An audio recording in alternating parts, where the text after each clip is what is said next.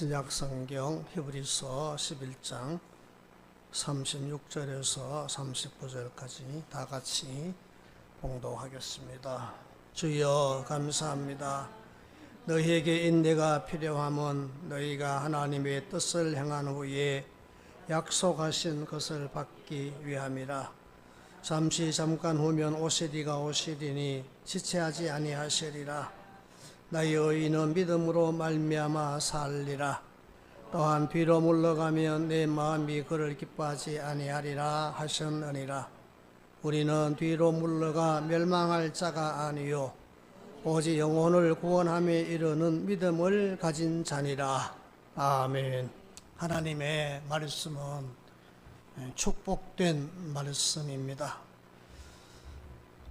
그 말씀 속에는 여러분들이 바라는 모든 복이 들어있는 말씀이기 때문에 오늘도 우리에게 주시는 말씀에 귀를 기울여 말씀을 마음으로 받아들이고 마음에 새겨서 그 말씀에 들어있는 모든 복을 받을 수 있는 여러분 되시기를 주님의 이름으로 축원합니다. 성경은 첫 문장이 창세기 1장 1절의 태초의 문장입니다.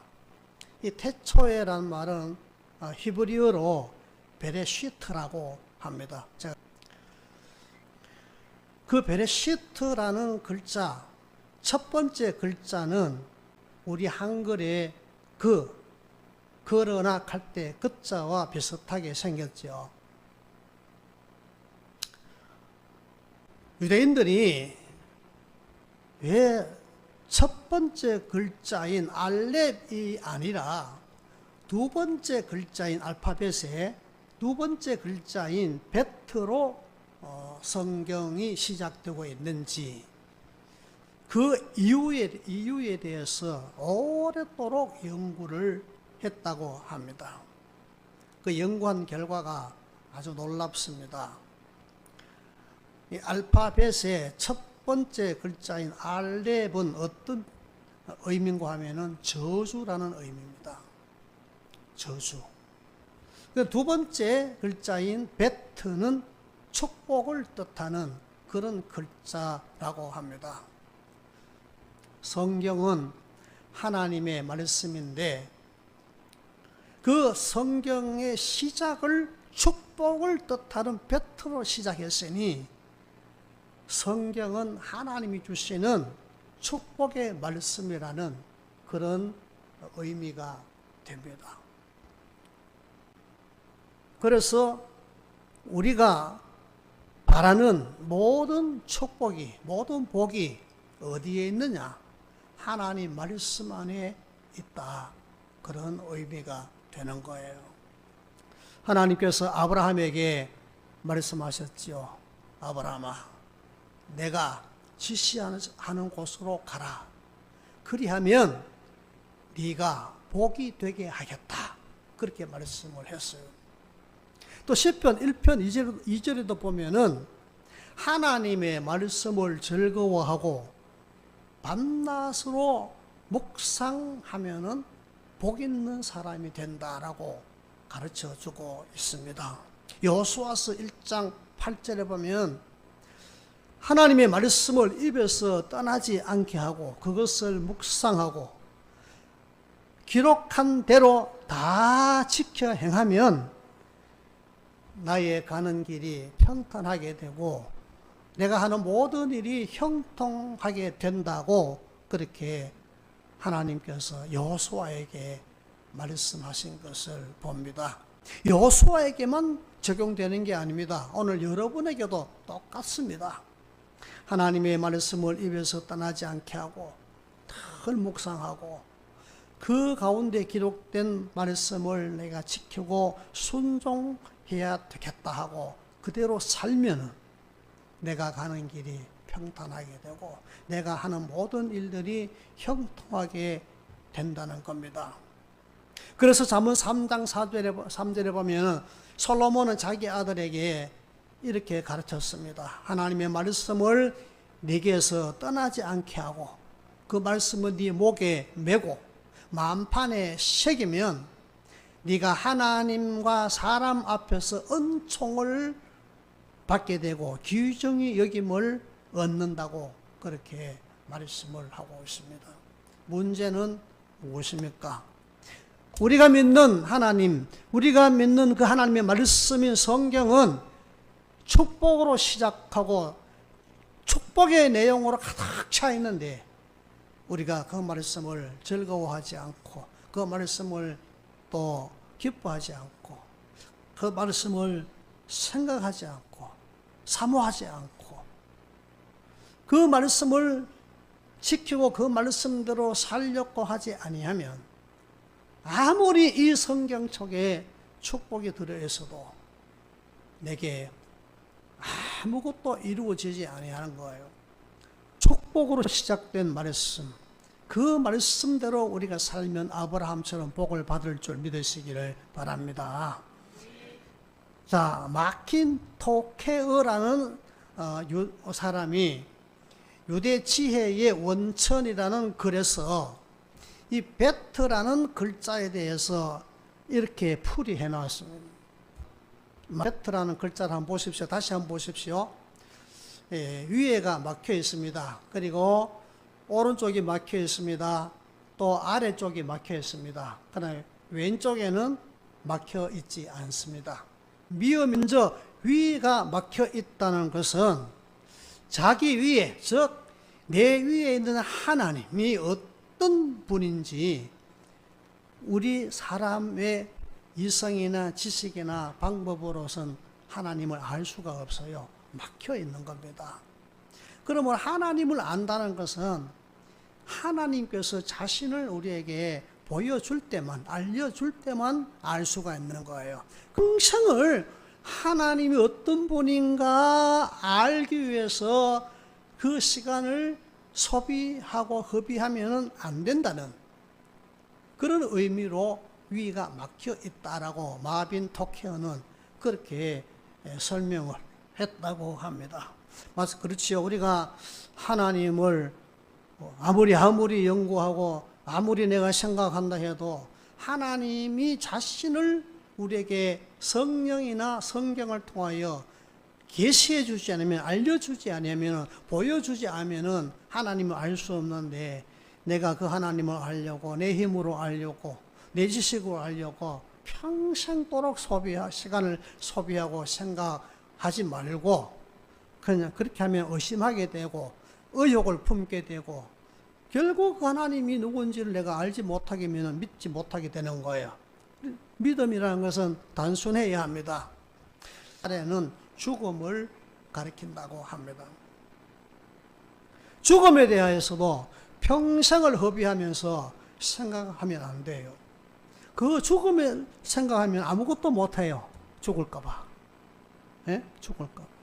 우리가 캄캄한 밤에 집 밖에 못 나가요. 왜? 죽을까봐.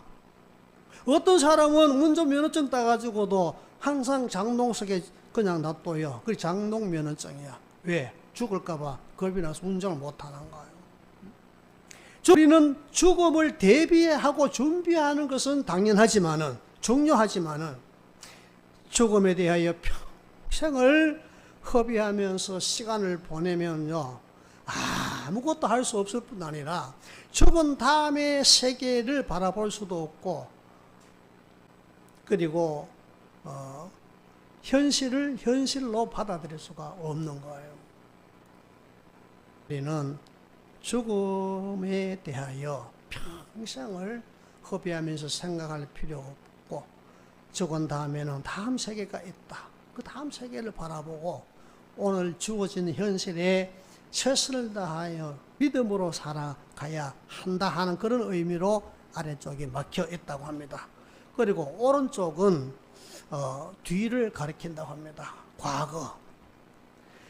내가 남겨놓은 과거에 집착하여 거기에 붙들리지 말라는 겁니다. 이스라엘 백성들이 광야에서 조그마한 어려움이 있어도 자꾸만 애굽을 생각했어요. 애굽으로 돌아가자. 애굽으로 돌아가자. 그때가 좋았는데, 그때는 우리가 노예 생활을 해도 그 애굽의 가마솥에는 늘 고기가 넘쳤고 그 고기를 먹고 살았는데, 여기는 마실 물도 없고 여기는 먹을 고기도 없고 먹을 양식도 없구나 하고 항상 조그만 어려움만 있어도 힘든 그런 길을 만나기만 해도 애굽이 좋았는데 그래서 하나님은 이스라엘 백성들에게 뭐라고 했는가 하면은 너희는 다시는 애굽으로 돌아가지 마라. 너희가 거기서 종이 되었었다. 애굽으로 다시 돌아가서 종이 되지 말라고 그렇게 말씀하고 있는 것을 우리 성경에서 확인할 수가 있습니다. 뒤를 돌아보고 옛날을 생각하고 과거로 돌아가면 안 됩니다. 왼편은 열려 있습니다. 그것을 무엇을 말합니까? 앞으로 나가라는 겁니다. 전진해야 된다, 그런 말이에요. 뒤를 돌아가서도 안 되고 앞으로 가야 합니다. 오늘 히브리서 10장 38절에서 39절에 보니까 믿음으로 의인된 성도는 뒤로 물러가지 말고 앞으로 가야 한다라고 그렇게 말씀하고 있습니다. 뒤로 물러가면 주님이 기뻐하지 않는다고 말씀을 했습니다. 왜냐? 뒤로 물러가면 구원에 이르지 못하고 멸망하기 때문이라고 말씀합니다. 주님은요, 여러분들이 구원에 이르지 못하면 기뻐하지 않습니다. 구원에 이르는 것을 기뻐합니다. 멸망받는 것을 바라지 않습니다. 왜냐? 예수님은 우리를 지극히 사랑하기 때문에, 하나님은 여러분들을 지극히 사랑하기 때문에 다 구원받기를 원하지 멸망받기를 원하신 하나님이 아니라는 것을 믿으시기를 바랍니다. 그러면은 무엇을 말씀합니까? 무엇을 의미합니까? 복이 뭐냐? 여러분이 사모하는 복이 뭐냐? 복이 어디 있느냐? 어떻게 해야 우리가 복을 받을 수 있고 복 있는 사람이 될 수가 있느냐? 그것은요, 다른 게 아닙니다. 하나님의 말씀을 따라서 뒤를 돌아보지 말고 앞으로 전진하고 나아가는 그 사람이 복을 받게 되고 거기에 복이 있는 줄로 믿으시기를 주님의 이름으로 축원합니다. 하나님께서 주신 말씀, 어떤 말씀이든지 그 말씀을 믿고 그 말씀을 따라서 나아가야 되지, 앉아있거나 뒤로 물러가면은 결코 복된 길로 갈 수가 없고 구원의 길로 갈 수가 없고 생명의 길은 뒤에 있는 게 아니라 앞에 있는 줄로 믿으시기를 바랍니다. 그래서 주님도 제자들에게 늘 그렇게 말씀했습니다. 팔로우미, 나를 따라오너라. 주님은 언제나 앞서가셨어요. 유대인들의 그 교육 방법은요, 가르치는 자는 언제나 앞에서 갑니다. 그리고 제자들은 그 뒤를 따라갑니다. 절대로 앞에 가는 법이 없어요. 목자들이 양떼를 앞서서 인도해 가지 양떼가 목자 앞으로 먼저 가는 법이 없는 것과 마찬가지로 우리는 하나님의 자녀요, 하나님의 백성이요, 예수 그리스도의 제자로서 주님이 가신 그 길을 말씀을 믿고 따라가요. 그게 복인 줄로 믿으시기를 주님의 이름으로 축원합니다. 그러면은 이 앞으로 나아가란 말은 어떤 의미가 될까요? 뒤를 돌아보지 말고 앞으로 가라는 말은 어떤 의미일까? 첫 번째, 미래에 대한 소망을 가지라는 그런 뜻입니다. 하나님의 말씀을 들었으면 하나님의 그 말씀을 붙잡고 그 말씀을 따라 미래에 대한 소망을 가지고 살아라. 그게 바로 앞으로 나가라는 겁니다. 베트라는 글자가 왼편이 뚫려 있는 것은 바로 그것을 의미한다고 할 수가 있습니다. 이 세상에 대한 소망은 확실하지 않습니다. 불확실합니다. 그러나 하나님께 대한 소망을 가진 사람에게는 다가올 미래는 결코 불안하지 않습니다. 늘 기대할 만한 것입니다. 왜냐하면 보이지 아니하지만 확실하고 분명하게 존재하는 것이기 때문입니다. 우리에게 주신 소망, 우리 눈으로 보이지 않지만 하나님께서 주신 미래에 대한 소망은 확실하고 분명하게 존재하는 것들입니다. 하나님 나라 보이지 않자면 분명히 존재하는 줄 믿습니까? 주님이 우리 눈에 지금 보이지 않지만은 주님은 분명히 여러분과 함께 계시는 줄 믿습니까? 하나님의 나라와 하나님의 약속에 대한 소망은 우리가 없는 것, 기대할 수 없는 것에 대한 소망을 가지는 말이 아니에요. 그러므로 눈에 보이지 않아도 손에 잡히지 않아도 분명한 그 하나님 나라 약속을 믿고 그 미래를 향하여 나아가야 되지. 그 미래에 대한 거기에 대한 소망을 두고 살아가야 되지. 소망이 없는 불확실한 세상의 소망을 두고 살지 말고 뒤를 돌아보지 말고 미래에 대한 소망을 가지고 앞으로 가라는 겁니다. 이런 소망을 가진 사람은 복 있는 사람입니다. 여러분 앞에 하나님께서 모든 여러분이 원하는 것을, 여러분이 바라는 복을 여러분 앞에 두신 줄로 믿으시기 바랍니다. 여러분의 삶 앞에 두었습니다. 여러분 발걸음 앞에 두었습니다. 절대로 내 발걸음 뒤에, 내 등 뒤에 두지 아니했습니다.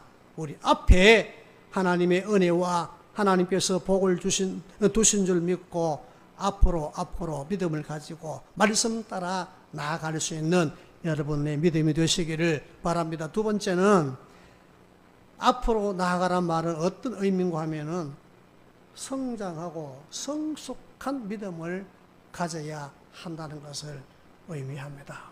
에베소 4장 13절에 보면은 우리는 그리스도의 장성한 분량이 충만한 데까지 자라가야 한다라고 그렇게 말씀을 했습니다.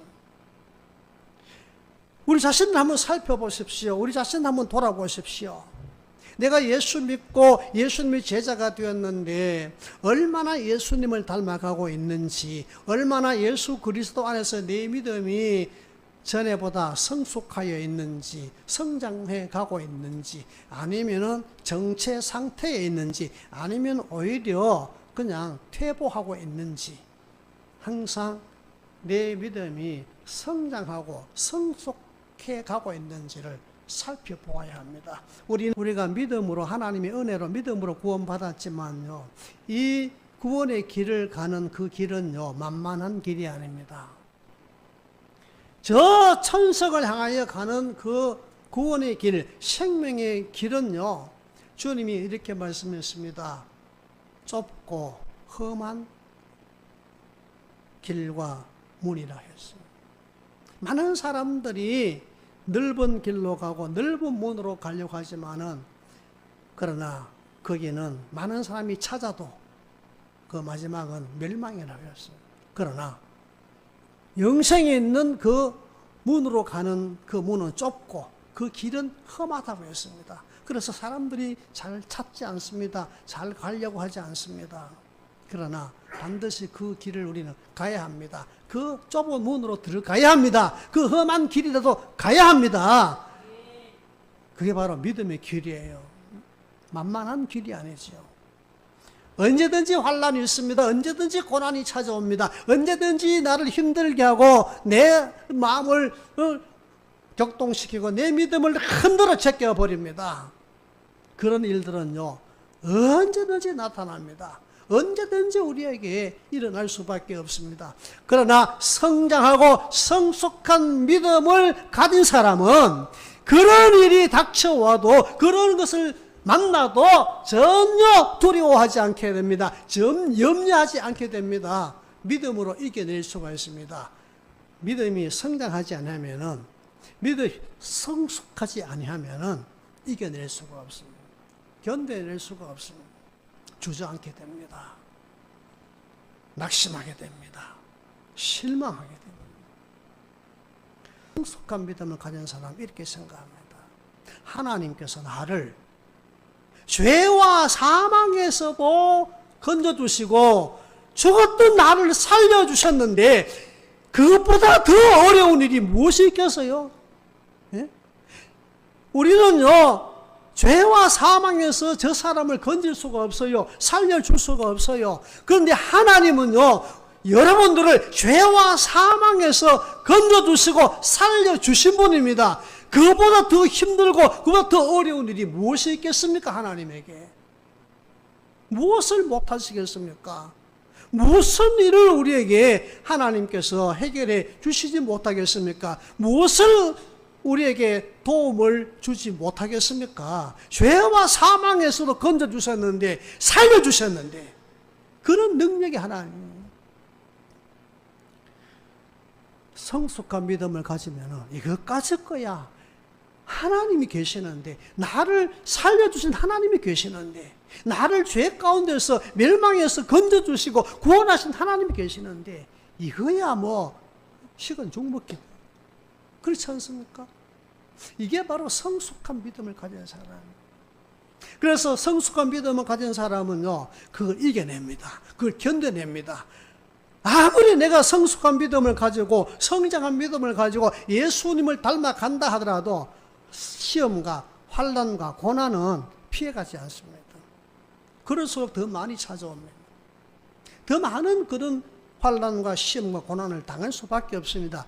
왜? 좁은 길이고 험한 길이고 좁은 문이기 때문에. 그렇지 않습니까? 목사에게는 목사님 늘 말씀 묵상하고 우리에게 말씀을 전해주고 늘 기도하니까 목사님에게는 어려움이 없겠지, 환난이 없겠지, 고난이 없겠지, 천만에요. 여러분보다도 더 많은 환난과 시험이 있습니다. 아브라함은 믿음이 큰 사람입니다. 그러나 그 아브라함은요, 믿음이 클수록 더 환난과 고난이 더 많았습니다. 요셉은요, 얼마나 믿음이 좋은 사람입니까? 형들에게 팔려가도, 애굽에 가 종살이를 해도, 억울하게 감옥에 들어가도 하나님이 그와 함께 하실 정도로 그 믿음의 사람이었습니다. 나중에 요셉은 애굽의 총리가 되는 그런 자리에 앉게 됩니다. 그 요셉에게 환난과 고난이 없었습니까? 그런 사람일수록 더 많은 환난과 고난이 있을 수밖에 없는 겁니다. 그러므로 우리는요, 앞으로 나아가라는 말은요, 성장하고 성숙한 믿음을 가지라, 그런 의미로 받아들였습니다. 그 다음에 마지막 세 번째는 날마다 변화되어 새롭게 되기를 힘쓰라는 의미가 됩니다. 앞으로 가라는 말은 날마다 변화되고 날마다 새롭게 되어라, 그런 말이에요. 에베소서 4장 22절에서 24절에 보면은 썩어져 가는 옛사람을 벗어버리고 심령이 새롭게 되어 하나님을 따라 의와 진리와 거룩함으로 지음을 받은 새 사람을 입어라, 그렇게 말씀을 했습니다. 하나님은요, 우리에게 무엇을 요구하십니까? 내가 거룩하니 너희도 거룩하게 되라, 그렇게 말씀합니다. 내가 온전한 것 같이 너희의 믿음도 온전한 믿음이 되라, 그렇게 하나님은 우리에게 바라십니다. 그렇게 요구하십니다. 우리가 하나님의 백성이 아닙니까? 하나님의 자녀가 아닙니까? 하나님이 거룩한 것처럼 거룩한 사람이 되어야 합니다. 우리의 믿음이 하나님이 온전하신 것 같이 온전함에 이르러야 합니다. 날마다 변화되고 날마다 새롭게 되어요. 우리가 날마다 말씀을 따라가고 또 내 삶이 말씀을 통하여 성령의 은혜로 변화되고 새롭게 되어 하나님처럼 거룩하게 되려고 애쓰고 내 믿음이 하나님이 온전하신 것처럼 온전한 믿음을 가지기를 바라고 그렇게 변화되고 새롭게 되어가면요, 결국은요, 우리가 그리스도 안에서 우리가 복된 삶을 살아갈 수 있게 된다는 겁니다. 그래서 뒤로 물러가지 말고 앞으로 가라.